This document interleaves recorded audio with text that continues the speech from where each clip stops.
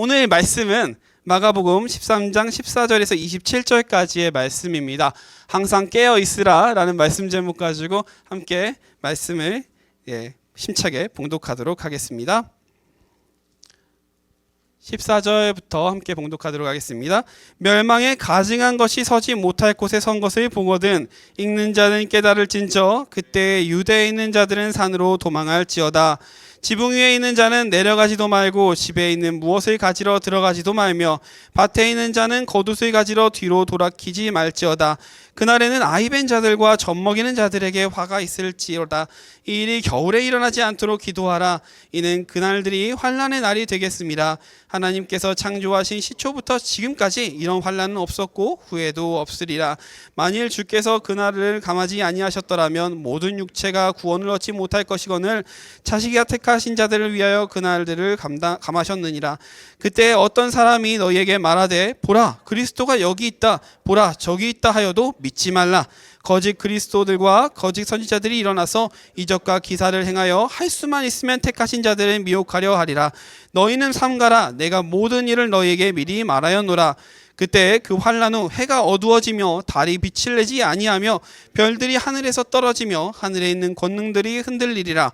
그때 인자가 구름을 타고 큰 권능과 영광으로 오는 것을 사람들이 보리라. 또 그때 그가 천사들을 보내어 자기가 택하신 자들을 땅 끝으로부터 하늘 끝까지 사방에서 모으리라. 하나님의 말씀입니다. 저희가 오늘 읽은 마가복음 13절의 내용은요, 예수님께서 사람들에게 말씀하신 예언의 내용들을 담고 있습니다. 이 마태복음 24장 15절에서 28절까지의 내용이요, 오늘 저희가 봉독한 이 구절과 패러럴한 관계를 가지고 있는데요, 이 평행한 관계, 같은 내용과 스토리의 이제 진행 관계를 가지고 있습니다. 그래서 마태복음 24장 15절을 저희가 함께 보면요, 제가 한번 봉독해 보도록 하겠습니다. 그러므로 너희가 선지자 다니엘이 말한 바 멸망에 가증한 것이 거룩한 곳에 선 것을 보거든 읽는 자는 깨달을진저라고 말을 합니다. 이 오늘 읽은 14절과 매우 비슷한 내용을 가지고 있지만 선지자 다니엘이 말한 바가 마가복음에서는 생략되어 있는 것을 저희가 볼 수가 있죠. 네, 그래서 이제 저희가 오늘 구절에서 등장하는 이 가증한 것에 한번 포커스를 맞춰볼 필요가 있습니다. 이 가증한 것은 대체 무엇인가? 이 문장은 다니엘서 9장 27절에서 처음으로 등장을 하게 됩니다. 이거 너무 긴 내용이죠? 함께 봉독해 보도록 하겠습니다. 그가 장차 많은 사람들과 더불어 한 이래 동안에 언약을 굳게 맺고 그가 그 일의 열반의 제사와 예물을 금지할 것이며 또 포악하여 가증한 것이 날개를 의지하여 설 것이며 또 이미 정한 종말까지 진노가 함께하게 되는 자에게 쏟아지리라 하였느니라 하니라. 여기서 가증한 것이라는 단어가 처음으로 이제 등장을 하게 됩니다. 이 다니엘서에서 말하는 이 가증한 것은요, 학자들이 이렇게 말해요. BC 175년에 시리아를 통치하였던 안티오코스 에피파네스가 그 주인공일 것이다 말을 합니다. 또 어떤 학자들은요, 말세에 등장할 적 그리스도가 이 가증할 것이다 또는 여러 다른 의견들이 있습니다.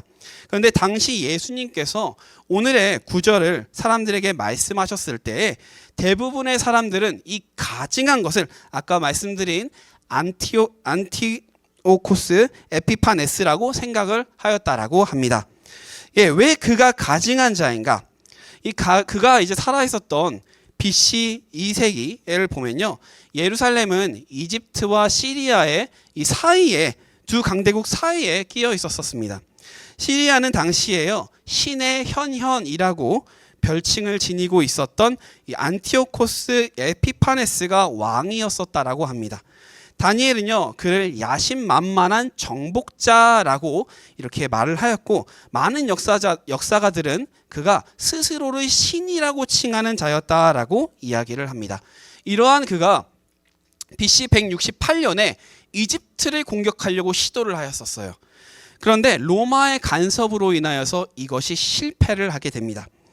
회군을 하던 도중에 종교적으로 배타적이고 매우 비타협적이었던 유일신만을 섬기는 유대 민족들이 너무도 거슬렸던 거예요. 그래서 그 유대 민족들을 회군하던 도중에 정복을 하자라는 결정을 하게 됩니다.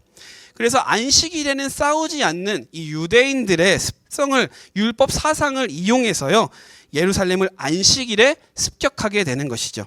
그래서 유대인들을 약탈하고 도시를 불사르고 BC 167년 12월에는 예루살렘 성전을요, 우리 저희가 잘 알고 있는 올림푸스의 그리스 신 제우스에게 봉헌을 해버립니다. 그리고 그 안에서 돼지를 잡아 죽이고 그것으로 제우스에게 제사를 지내게 되는 것이죠. 그는 모든 유대인들의 제사를 앞으로 하나님께 드리는 제사를 모두 금지하였고요. 이 저희가 알고 있는 그 율법 필사본들을 그들이 이제 찾아내게 되면요, 모두 다 불사르고 태우고 다 사라지게끔 하게 됩니다. 그래서 유대인들은요, 과거에는 찾아볼 수 없었던 매우 심각한 종교적 약탈을 경험하게 되는 것이죠. 이후에 유대인들이 마카비 혁명이라는 것을 일으키고 여러 전쟁과 또 이제 이제 6월절에도 전쟁을 할 수 있다라는 그러한 이제 법을, 다시금 율법을 개종하여서 이제 그들이 이제 164년에 성전을 다시금 탈환하게 되지만요, 시간이 흘러도 전쟁은 끊이지 않고 계속해서 일어나게 되고 결국에는 다른 나라의 식민 생활을 하는 것이 이어지게 됩니다. 이러한 배경을 가지고 14절을 저희가 다시금 보면 예수님께서 이렇게 말씀하시는 거예요. 너희에게 멸망에 가증한 것, 안티오코스, 이 과거부터 그 환란을 가져왔던 그러한 자, 이제 더 큰 환란을 가져올 자가 예루살렘 성전을 점령하게 될 것이다. 그가 점령을 하게 되거든 산으로 도망치라, 성전으로 들어가지 말고 산으로 도망치라라고 지금 명령을 하고 계신 것입니다.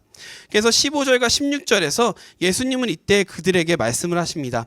집에 있는 어떠한 값비싸고 귀한 것들 또는 옷, 음식, 의식주 모든 것을 내팽겨치고 과거의 모든 것들을 하나도 돌아보지 말고 예수님께서 명령하신 말씀에만 의지하고 도망하라 라고 예수님께서 오늘 9절에서 말씀을 하고 계신 것이죠. 17절에 보면 이때에는요, 임신을 한 자 또는 아이를 가진 자들이 행복한 때를 누려야 하는 그 자들이 이 아이로 인하여서 더 큰 이제 힘든 고난의 시기를 겪을 것이다 라고 이야기를 합니다. 그리고 18절 19절에서는 이것이 너무너무나도 큰 환란이기 때문에 너희들이 하나님께 기도해야 될 것이다. 이것이 전쟁으로부터 피난하기 힘든 겨울에 일어나지 않도록 하나님께 간절히 붙들고 기도하라 라고 예수님께서 이야기를 하십니다. 그런데요, 실제로 이 예수님께서 말씀하신 예언이 일어나게 돼요. AD 68년에 로마의 베스파시안 장군이 예루살렘을 공격하게 됩니다. 그러나 로마의 황제 네로가요, 그의 갑작스럽게 돌연 사망하게 되는 것이에요. 그러니까 그가 예루살렘을 향한 포위를요 풀게 됩니다. 그리고 잠시 본국으로 돌아가게 되죠. 이때 예수님의 말씀을 기억하고 있던 이 크리스찬들은요, 모두 다 재빨리 예루살렘을 떠나서 북쪽에 위치하고 있던 예루살렘 이쪽 북쪽에 위치하고 있던 펠라, 그리고 남쪽에 있던 페트라라는 지역으로 모두 떠나게 됩니다. 그런데 예수님의 말씀을 전혀 귀담아 듣지 않고 준비도 하지 않고 있었던 사람들은, 유대인들은 오히려 지금 포위를 풀고 그가 떠나간 것이 하나님께서 그들을 축복하시고 보호하신 역사라고 그들이 풀이를 하게 돼요. 오해를 하게 돼요. 저희가 히스기야 왕 때의 이야기를 보면 하나님께서 예루살렘을 포위하였던 아수르의 왕 사네립을 물리치셨던 사건이 있으셨습니다. 그들이 포위를 풀고 그래서 도망을 가게 되었죠. 그것을 기억하고 있던 예루살렘의 그 사람들, 유대인들이요, 하나님이 우리를 보호하셨기 때문에 지금 예루살렘 가운데 임하셨기 때문에 그가 포위를 풀고 돌아간 것이야 라고 생각을 하게 된 거예요. 그래서 그 이후부터는 6월절 최대의 인파들이 예루살렘에 모여서 매년 하나님을 찬양하고 예배하게 됩니다. 자, 그러면 그 다음에 어떠한 일이 발생했을까요? 예수님의 예언이 실행되는 것이 남았겠죠. 로마로 돌아갔던 베스파시안 장군은요, 사네립처럼 암살을 당하는 것이 아니라 로마의 황제로 등극을 하게 돼요. 그리고 그의 아들 티투스 장군이 자신의 아버지의 유업을 이어받아서 AD 70년, 약 2년 후에 예루살렘을 다시금 침공하게 됩니다. 그리고 결국 예루살렘 성전은 저희가 알고 있듯이 무너져 버리게 되죠. 유세푸스라는 유명한 역사가가 있습니다. 그의 기록에 따르면요, 이때 100만 명이나 되는 유대인들이 죽임을 당하였다라고 해요. 그리고 약 10만 명이나 되는 유대인들이 포로로서 다른 나라로 끌려가게 되었다라고 하죠. 예수님의 예언이 실제로 발생을 하게 된 것입니다. 자, 그렇다면요, 이 사건들로 인해서 예수님께서 예언하신 그 사건이 모두 종결된 것일까요? 예수님이 죽으시고 부활하시고 승천하신 지 이제 AD 1세기 그 이후부터는요, 저희는 예루살렘 성전이 없는 시대를 살아가고 있습니다. 예수님께서 이렇게 말씀하셨죠. 너희가 이 성전을 헐라 내가 사흘 만에 다시 세우리라. 이제는 눈에 보이지 않는 이제 그런 성전을 의지하는 것이 아니라, 삐까번쩍한 성전이 더 이상 저에게 필요한 것이 아니라, 예수 그리스도께서 사흘 만에 죽은 자 가운데서 살아나셨기 때문에, 우리의 성전이 되어주셨기 때문에 하나님과 우리의 소통은 오직 하나님의 독생자 아들이신 예수 그리스도를 통하여서 가능하게 되었습니다.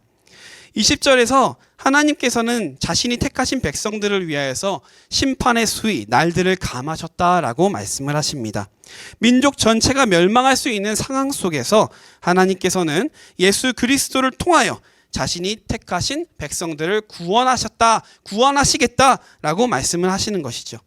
저희가 알고 있는 자비의 하나님, 저희의 죄를 언제나 용서해 주시는 용서의 하나님, 그 결과가 바로 오늘날 우리가 크리스찬들로서 예수님을 믿고 부름받을 수 있었던 이유인 것입니다. 예수님이 승천하시고 2000년이라는 긴 세월이 지났습니다. 세상 사람들은요, 언제 예수님이 구름 타고 저희 가운데 오십니까? 진짜 종말의 때가 오는 것이 맞습니까? 라고 물어요. 그런데 이 질문에 베드로후서 3장 8절은 이렇게 응답을 합니다. 사랑하는 자들아, 주께는 하루가 1000년 같고 1000년이 하루 같다는 이 한 가지를 잊지 말라. 저희가 매우 많이 봉독하는 구절이죠. 우리는 오늘날에도 예수님께서 말씀하신 예언의 순간들을 하루하루 실제로 보고 있습니다. 22절에서 말하는 거짓 그리스도, 그리고 거짓 선지자들은 오늘날에도 세상에 넘쳐나고 있고, 아이를 낳는 것이 행복해야 할 순간에 이를 두려워하고 낙태를 하고 또는 아이를 버리는 것이 마치 일반화된 듯한 세상에서 저희가 살아가고 있습니다. 이러한 악이 넘치는 세상 가운데 우리는요, 그들 가운데 당연히 휩쓸리면 안 됩니다. 그들과 같은 삶을 살아서는 안 되죠.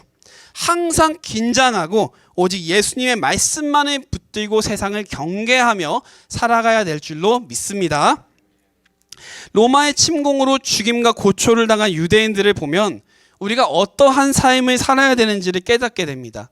로마 군대가 포위를 풀었을 때요, 모든 유대인들은 동요하였고 예수님이 배제된 자신들만의 생각을 가지고 지금 이 사건을 풀이하고 해석하였었습니다. 마치 그것이 하나님의 뜻인 것처럼 자신의 생각을 우선시하며 나아갔었습니다. 이로 인해서 그들은 자신들뿐만이 아니라 가족의 생명, 친구의 생명, 구원할 수 있었던 그 찰나의 순간을 놓치게 돼 버린 것입니다. 결과는 죽임을 당하고 치욕을 당하고 노예 생활을 하게 된 것이죠.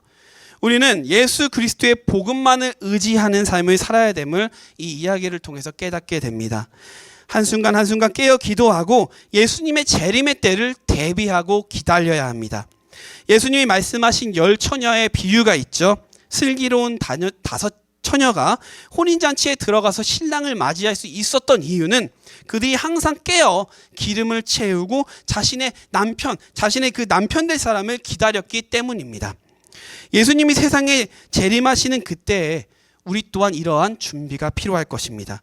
그때에는 우리가 지닌 어떠한 값비싼 재물들도요, 좋은 직장, 집, 차, 돈, 명예, 세상의 것들은 모두 다 필요하지 않게 됩니다. 우리가 의지할 것은 오직 예수 그리스도. 세상을 의지하는 순간 우리는 화마에 휩쓸려서 그들의 세상 가운데 휩쓸려 나가게 됩니다. 이 시간 예배를 드리는 모든 분들이 오늘의 말씀을 기억하고 하나님의 우리를 향한 뜻을 기억하시기를 바랍니다. 저희가 마지막으로 제가 이런 노래를 한번 부르겠습니다. 저희 항상 기뻐하라, 쉬지 말고 기도하라, 범사에 감사하라, 이는 예수 안에서 너희에게 향하신 하나님 뜻이니라. 데살로니가전서 5장 18절에서 이제 이야기를 하는 건데, 저희가 이것이 오늘 말씀의 이제 중심, 이제 하나의 썸머리라고 제가 생각을 합니다. 예수 그리스도께서 우리의 삶 가운데 허락하신 하나님께 끊임없이 감사하고 내가 주님의 자녀 될 수 있으면 항상 기뻐하여 기도하고 깨어 하루하루 일어나 주님의 때를 기대하며 준비하는 우리 모두가 되기를 소망합니다. 이로 인해서 27절에 등장한 그 마지막 때 우리 모두가 한 자리에 천국에 모여서 하나님께서 허락하신, 주님께서 허락하신 영생을 누리기를 다시 한번 축복합니다.